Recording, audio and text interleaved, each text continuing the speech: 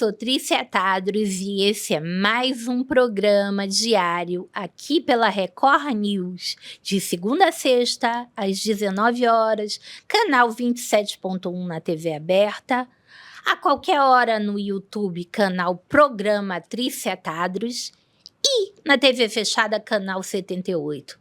Fábio Augusto, Roger Pérez, nossos historiadores, falando a respeito do nosso amor por Manaus e da conservação do nosso patrimônio.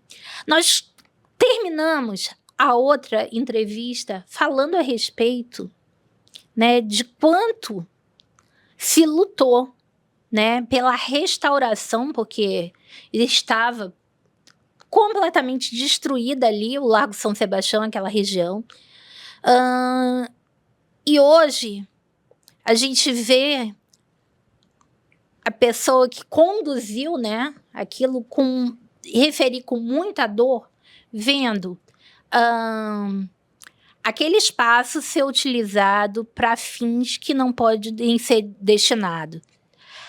O Largo São Sebastião, ele está ali, tem no lugar mais alto a nossa maior preciosidade, que é o teatro. Só que esse teatro é um patrimônio público sensível. Você não pode colocar a poucos metros de distância músicas com volume elevadíssimo que vibram os cristais e pode rachar. Você não pode colocar multidões lá, porque aquelas pedras afundam, né? Todo aquele calçamento ali não se destina e não suporta multidões. E hoje a gente vê que todo tipo de aglomeração está sendo conduzida ao largo. E o largo... manifestações políticas. E o largo, ele sempre foi e deve ser lugar de família. Quando você coloca festas... em grandes proporções. Você afasta as famílias e coloca o quê? Bêbados, né? Pessoas todo que tipo de vão... público. Que você não tem como controlar. O que você está falando, Trícia, é muito interessante, porque a gente já vai sair do patrimônio para falar sobre uma outra coisa também muito importante, que é o ambiente histórico, que é de suma importância tanto quanto preservar o bem. No caso aqui, o Teatro Amazonas é a grande estrela da Praça de São Sebastião. E um largo ao redor, e assim foi concebido, porque a concepção de De Angelis foi perfeita.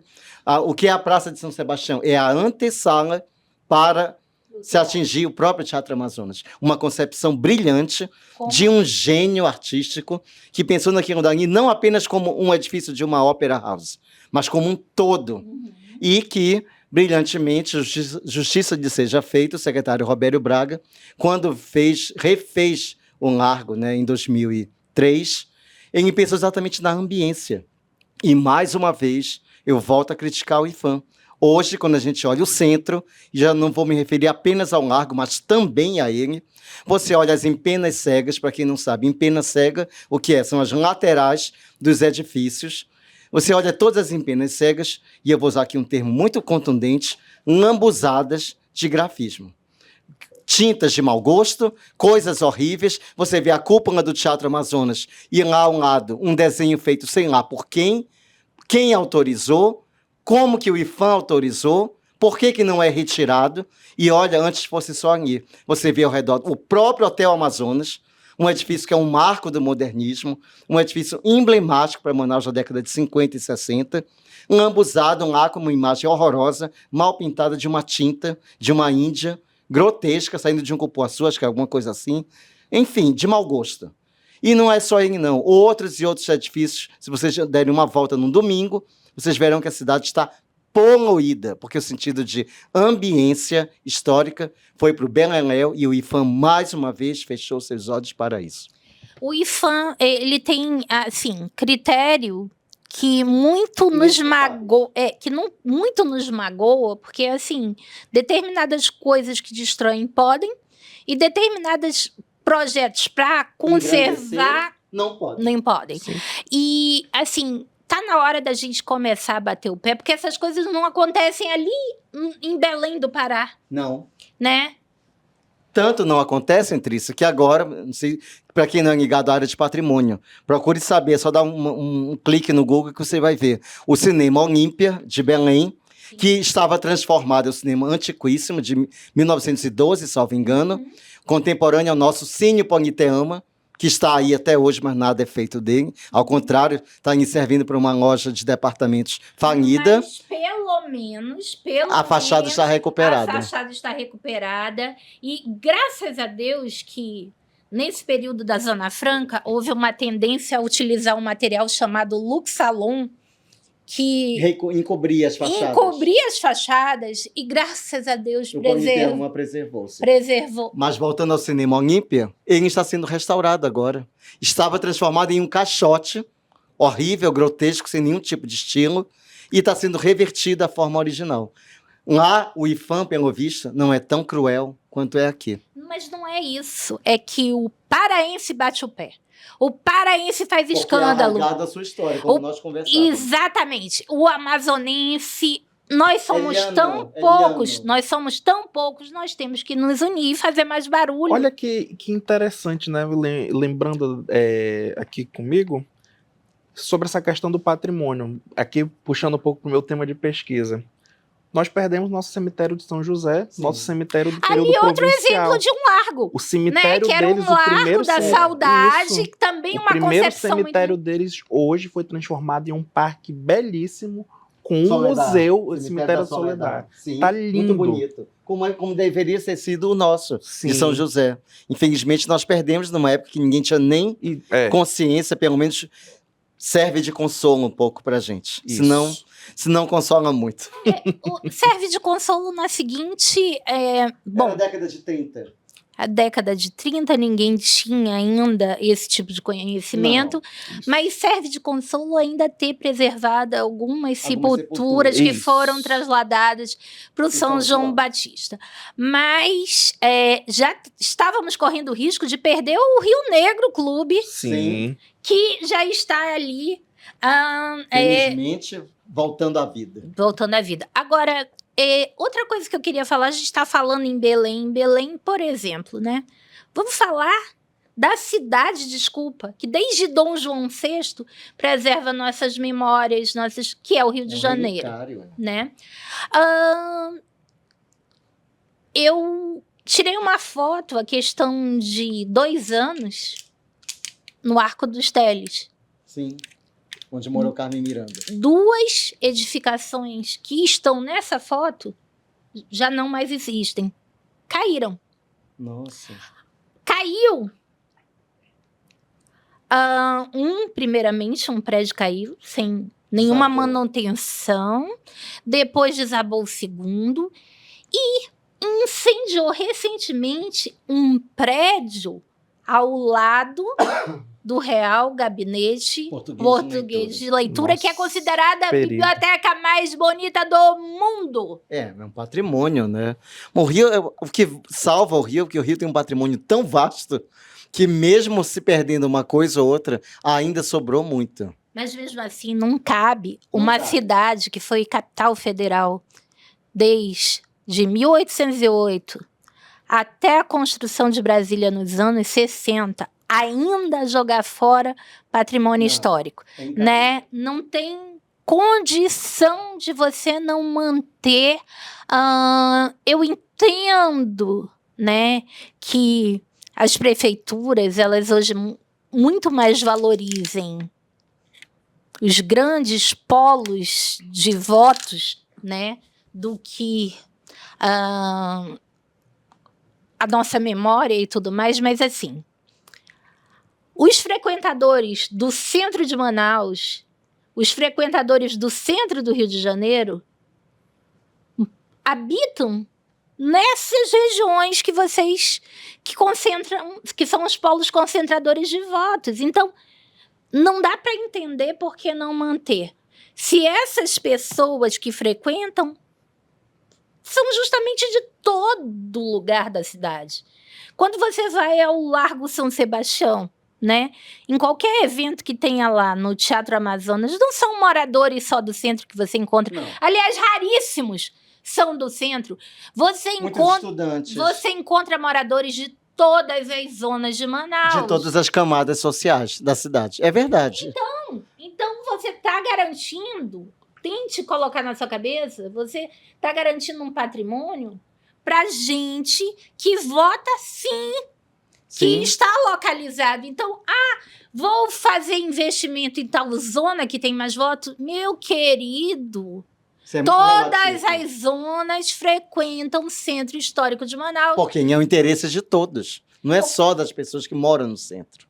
É verdade. Como frequentam o centro do Rio de Janeiro. Mas, Trícia, a questão do patrimônio, por que nunca se conseguiu realmente fazer de verdade nada? Sempre as coisas foram isoladas. Porque, na verdade, não é difícil, não é impossível. Se tivesse um político realmente interessado na questão da preservação do patrimônio, ele teria que fazer uma mega isenção fiscal. Mesmo. Mas aí isso implica em perda de arrecadação. E não interessa. Agora. A gente tem um exemplo de uma cidade que houve uma grande questão de renúncia fiscal e a maior restauração, né, de conjuntos de patrimônio histórico, que foi Salvador. E hoje, Salvador já está uma cidade, toda a região do Pelourinho, toda a região restaurada, já está uma cidade onde existem, os turistas reclamam, como a pior cidade em termos de segurança pública. Gente, o Estado faz uma renúncia fiscal absurda, faz uma restauração minuciosa e 2 décadas depois estão simplesmente deixando a bandidagem tomar conta e afastar os turistas. Não vamos deixar também o vandalismo tomar conta e destruir o que nos foi muito sofrido, que foi restaurar a região do entorno do Teatro Amazonas, que, volto a lembrar, na nossa infância, era um lugar de crianças, na nossa adolescência passou a ser um lugar horrível. Era muito aprazível, depois decaiu. O patrimônio, não só de Manaus, como das outras cidades, vive nessa oscilação eterna. Isso faz parte da vida brasileira. Sim. De quem lida com patrimônio. Não existe bem que sempre dure, nem mal que nunca se acabe. Tudo precisa estar sempre sendo cuidado, revisto, o tempo inteiro. Mas acontece que as administrações passam e os sucessores não têm tanto interesse político de manter, essa que é a verdade, o que o anterior fez. E é um dos males da política brasileira, que afeta também ao patrimônio. Porque as coisas não estão desligadas umas das outras, elas estão todas conectadas.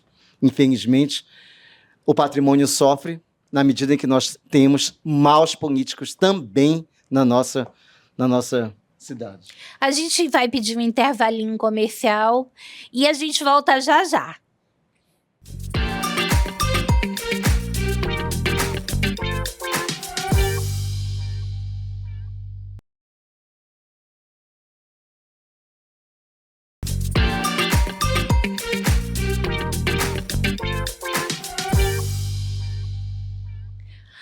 Voltando aqui nesse último bloco de hoje, com Roger Pérez e Fábio Augusto, falando a respeito da preservação do nosso patrimônio público. Roger, eu vou te entregar esse microfone, porque eu quero ver o debate de vocês dois agora nesses minutos finais. Olha a responsabilidade. Não, eu vou fazer as minhas considerações finais, Trícia. Eu acho que a gente ainda tem muito que evoluir sobre patrimônio, ainda aqui em Manaus, eu estou falando. Vou falar daqui de Manaus porque é a nossa seara, nossa taba. Temos muito que evoluir ainda. Eu acho que nós, nos últimos anos, evoluímos. Andamos algumas casas para trás. Estávamos indo muito bem no início desse século. Havia uma política cultural realmente em andamento. E com a saída do secretário Robério Braga, realmente nós andamos para trás, ou quando nada estagnamos, mas eu acho que andamos para trás. Em termos de preservação de patrimônio histórico, privado, a coisa piorou bastante. O centro está numa desertificação gritante. Claro que nem tudo na vida é ruim, nem tudo é só bom. A gente vê aqui com algumas coisas boas, o Ribeiro da Cunha renascendo ali todo bonitinho. Vemos O Senac Bistrô, que vai ter no Eduardo Ribeiro, recuperou um casarão bonito de frente ao Ideal Clube. Maravilhoso, um trabalho feito à perfeição. Que mais? Tem algumas coisas boas ainda acontecendo. Não são a maioria, não são na velocidade que a gente gostaria de ver. Tem o próprio Casarão de 10 que ocupou o Saldanha Marinho, ainda não da forma como devesse, não restaurou o prédio como deveria, infelizmente, mas é uma ocupação boa, melhor do que deixar o edifício abandonado. Mas a verdade é que, no balanço geral, a coisa está negativa. Essa que é a verdade. Patrimônio privado, e esse me preocupa muito mais do que o público, porque o público a gente sabe que cedo ou tarde ele será preservado, será recuperado, será alvo de uma intervenção, mas o privado anda cada vez mais ameaçado, na medida em que o esquecimento, o manto do esquecimento, deita sobre esses edifícios e eles ficam completamente à mercê da sua própria sorte. Leia-se, cheiracolas, invasão, roubos, assaltos, e isso vai gerando um círculo muito negativo, que afasta a ocupação de outros imóveis da área, empurrando os edifícios cada vez mais para o esquecimento, que é a pior coisa que pode acontecer para o patrimônio histórico, é o público, é a sociedade deles se esquecer. Então, é realmente muito preocupante. Precisa realmente haver do poder público mais estímulo, e aqui eu falo de segurança, não falo só de restauração de edifícios, segurança, políticas de moradia e habitação de qualidade, não é política de moradia demagógica, isso também dá pano para outro programa, então a coisa precisa ser pensada e pensada seriamente sobre quem você quer colocar e onde e para quê. Vamos deixar aqui perguntas para o telespectador refletir. Quem, para onde e para quê? E por quê? Então, essa é a reflexão que eu deixo aqui. Desculpe se às vezes eu me exalto, mas quando eu falo sobre patrimônio, sobretudo no caso do Hotel Cassina, é uma coisa que me tira do sério, mas é porque eu gosto realmente, e isso mexe com as minhas entranhas, realmente. Então, é isso aí. Quem gosta de patrimônio é assim, a gente oscila entre a alegria e a dor o tempo inteiro. Às vezes mais entre a dor do que entre a alegria. Então é isso, eu passo aqui para o Fábio. Um abraço a todos, uma boa noite.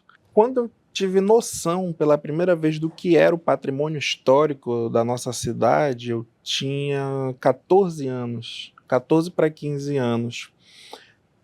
E foi um momento assim bastante interessante em que a cidade estava num contexto assim de debate, porque naquele momento estava se discutindo o tombamento do centro histórico a nível nacional. E é um momento onde começam debates, são convidados especialistas, onde surgem páginas como a Manaus Sorriso, que engajaram o público para refletir sobre o patrimônio histórico, e desde então eu venho refletindo, e é como o Roger falou, e como eu considero também essa noção de valorização do patrimônio, eu considero que começa em casa. Eu mesmo lembro dos meus avós que não tinham uma formação superior, mas amavam o centro da cidade, tinham a sensibilidade de amar. Fábio, desculpa, não tem nada a ver com escolaridade. Não tem, não é sobre isso. Isso mesmo, é isso Sim, que você está falando. Eles tinham essa sensibilidade. Porque as pessoas começam a dar desculpas de dizer que que pessoas, quando têm pouca escolaridade, elas não têm porque ter apego ao patrimônio, alguma coisa assim. O que não é verdade, não tem nada a ver. Né? O patrimônio público é de todos, com baixa escolaridade, com alta escolaridade. Claro. No Largo São Sebastião tá do bebê ao doutor. Né? Do estudante. Exato. Sim, é isso mesmo. É para todo mundo. Né? É isso mesmo. E escolaridade é apenas uma desculpa que as pessoas usam. É um diploma. Escolaridade é apenas um diploma, gente. O que tem a ver é sensibilidade, é amor, é educação. O amor pela terra, é assim que é construída a memória de um povo. É com isso. São valores sendo passados de gerações para gerações, de bisavós para avós, de avós para pais, pais para filhos.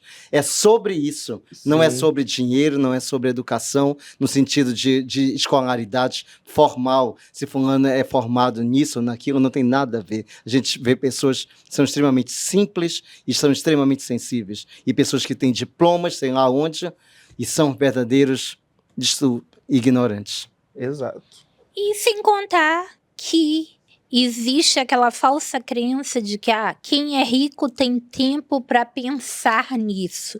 Quando a gente sabe que existe um número muito grande de, ricos ignorantes, Sim. né? E existe um número muito grande de pessoas simples do povo com uma cultura, com um amor, né? Com um capricho. E eu acho que passa por isso, sabe? Você ter ali a sua memória preservada, passada pelo seu avô, pelo seu bisavô, você lembrar daqueles momentos deliciosos da sua infância, as histórias que seu avô contava, entende? E muito menos com a questão financeira ou de uma educação formal. Fábio, a tua avó, né, que a gente já desconstruiu essa tua história, apesar de ter estudado menos, não quer dizer nada, porque a gente conhece pessoas com diploma que são de uma ignorância absurda, né? E pessoas que mal sabem ler, às vezes nem sabem ler, tão cultas, né? Sabedoria da vida. É sabedoria da vida, pessoas que conhecem arte, que conhecem a memória como ninguém.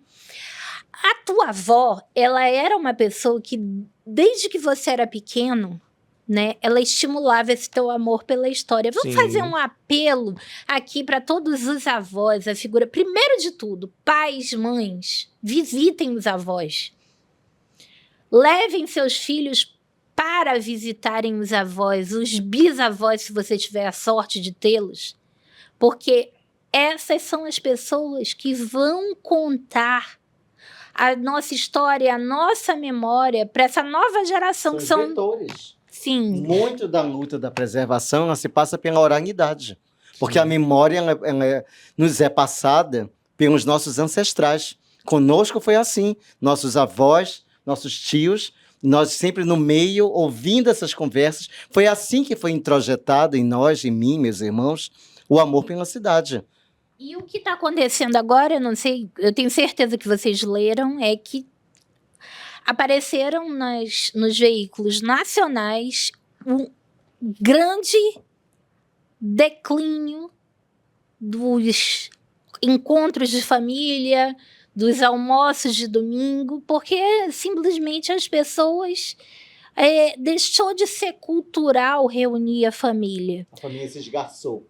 E, gente, é tão importante isso para a formação de um ser humano completo, de uma pessoa de caráter, de uma pessoa de valores, né? Conviver. O Fábio tem a felicidade de poder viver próximo de toda a família dele. Né? Isso é uma coisa que vocês veem, dá para sentir a diferença de pessoas que vieram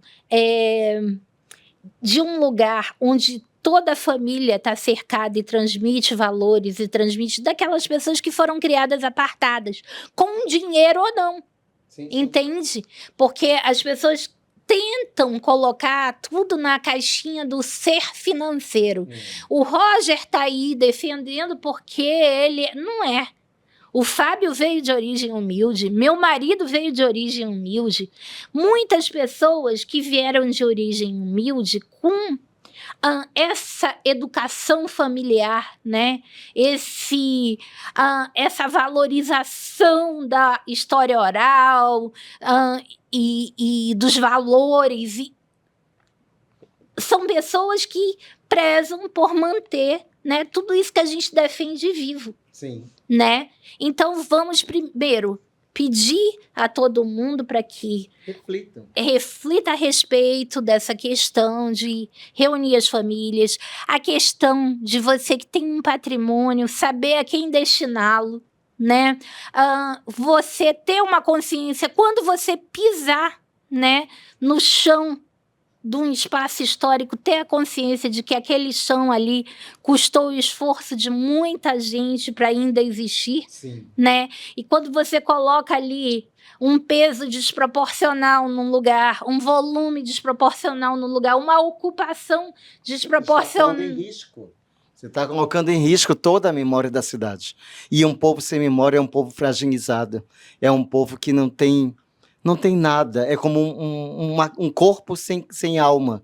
É um povo que qualquer pessoa pode fazer o que quiser. A memória, para nós, que somos historiadores, que somos da área da história e do patrimônio, a memória ela é a guardiã de tudo, das coisas boas e ruins, é a que nos baliza, é o nosso farol para que a gente se balize enquanto sociedade civil. Se nós não prezarmos a memória, qualquer um pode fazer de nós o que quiser. Então é sobre isso, é sobre cidadania, sobre cultura, sobre memória, sobre história. É sobre ser manauara, ainda que você não tenha nascido aqui, isso não importa. Isso aqui não é um discurso xenofóbico. É sobre chegar aqui e se transformar em um manauara de verdade. Gostar da cidade, brigar pela cidade, acreditar na cidade. Isso é para todos que nasceram, os que não nasceram aqui, mas que escolheram viver aqui e ser manauaras. Eu agradeço a presença do Roger Pérez, agradeço a presença do Fábio Augusto, agradeço a sua audiência aí na sua sala de casa e já faço convite para eles retornarem aqui e a gente conversar mais sobre isso, porque a conscientização e o debate, ele precisa estar em todos os lares. Obrigada pela audiência e até o próximo programa.